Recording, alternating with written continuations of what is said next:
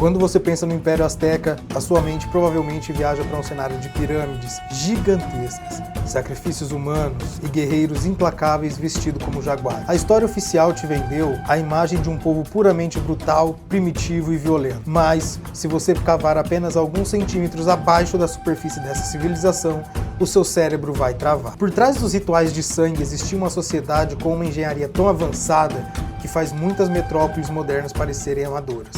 Para entender o tamanho do absurdo, precisamos falar sobre a capital deles. Enquanto as maiores cidades da Europa do século XV eram escuras, medievais e cheias de doenças, os astecas ergueram uma metrópole flutuante no meio de um lago.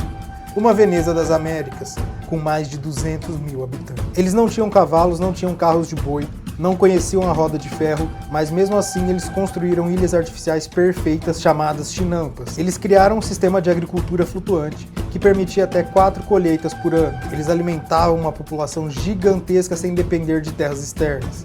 Mais do que isso, os astecas eram obcecados por higiene. Enquanto os reis europeus tomavam banho poucas vezes no ano, o imperador azteca se banhava umas 2 vezes por dia. A cidade tinha um sistema de esgoto duplo.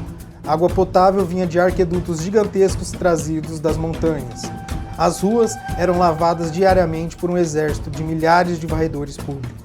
Mas a verdadeira engenharia oculta desse povo não estava na água, estava no tempo. E em um conhecimento astronômico que a ciência tradicional ainda tenta decifrar, o calendário azteca era mais preciso do que você usa no seu celular hoje. Eles sabiam exatamente a duração do ano solar com uma margem de erro de segundo. Como um povo que teoricamente não tinha tecnologia de observação conseguia mapear o cosmos com tanta precisão? Existe um abismo de curiosidade aqui. Uma lacuna que os livros escolares preferem ignorar. A obsessão deles pelo conhecimento ia muito além dos astros. A educação no Império Azteca era obrigatória para todas as crianças, absolutamente todas. Não importava se você era filho de um grande guerreiro ou de um camponês humilde, você tinha que ir para a escola.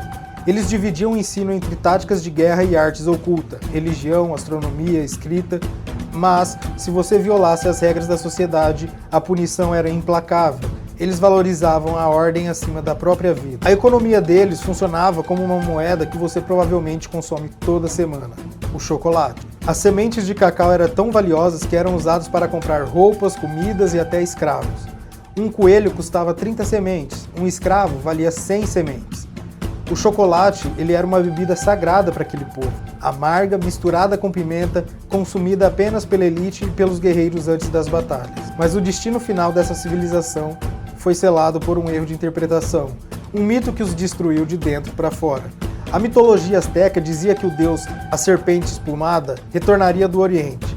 Ele seria um homem de pele clara e barba. Quando o conquistador espanhol Hernán Cortés desembarcou no México em 1519, o imperador Montezuma acreditou que o próprio deus havia voltado para reivindicar o trono. Em vez de lutar, os astecas abriram as portas da Cidade Dourada. Eles entregaram todos os seus tesouros, eles acolheram o inimigo. E quando perceberam que os espanhóis eram apenas homens gananciosos e mortais, já era tarde demais. O império desmoronou não pela força das armas, mas pelo peso das suas próprias profecias. A verdade nua e crua é que os astecas desapareceram, mas seus segredos continuam enterrados sob as ruas da atual cidade do México, desafiando a nossa arrogância de achar que o passado era primitivo. E você, o que você acha mais fascinante nos astecas? A engenharia das cidades flutuantes ou a precisão de seus calendários? Deixa sua teoria aqui nos comentários. E se você curte descobrir os bastidores mais obscuros e misteriosos do mundo, já deixa o like nesse vídeo e, claro, segue o Artesaria, porque a história da arte do mundo quase sempre esconde um segredo. Fui!